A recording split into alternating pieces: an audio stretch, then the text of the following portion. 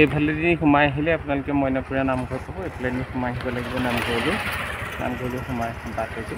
এইফালেদি সোমাই আহিলে সহজেই, বেছি দূৰ নহয়, অকণমান সময় গৈ এইফালে সোমাই গ'লে নামঘৰ।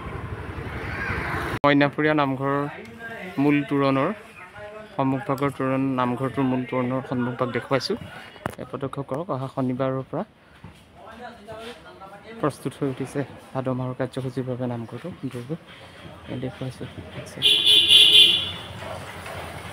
ধুনীয়া পৰিৱেশ বিৰাজ কৰি আছে। মৎস্যকুৰ্ম নৰসিংহ ব্ৰাহ্মণ পৰশুৰাম হলিৰাম বৰাহ শ্ৰীৰাম পথ কল্কি নামে দশ আকৃতি ধৰিছে কৃষ্ণ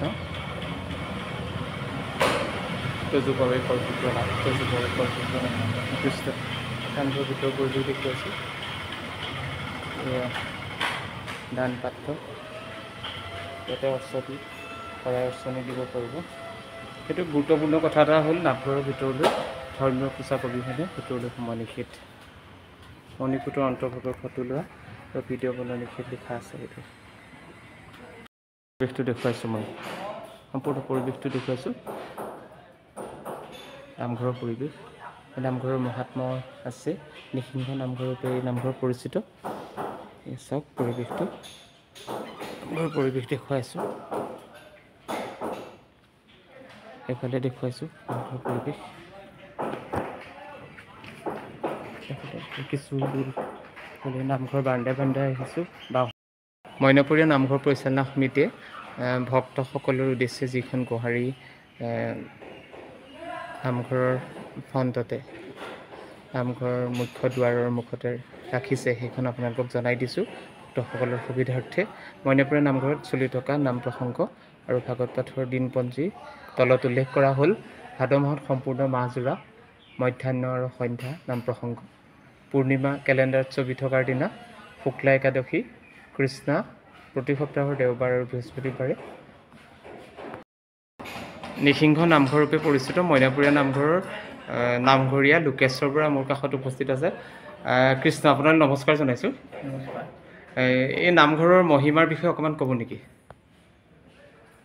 নামঘৰৰ মহিমাৰ বিষয়ে ক'বলৈ গ'লে বহুত ক'ব লাগিব, এতিয়া সিমানবোৰ আমি ক'ব নোৱাৰিম। হয়, আপুনি যিখিনি জানিছে।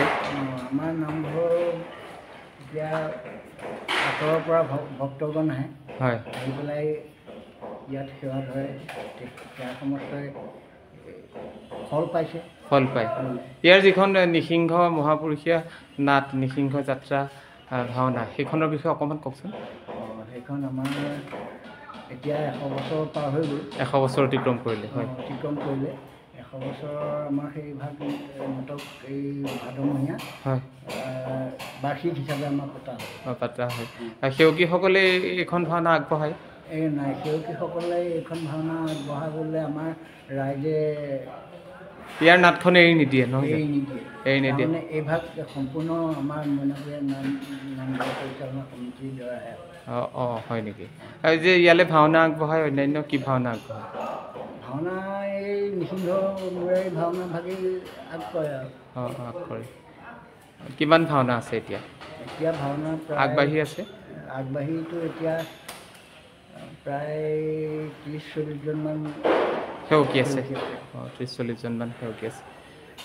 এই প্ৰসংগটো কেতিয়াৰ পৰা হ'ব, ভাদমহীয়া প্ৰসংগটো?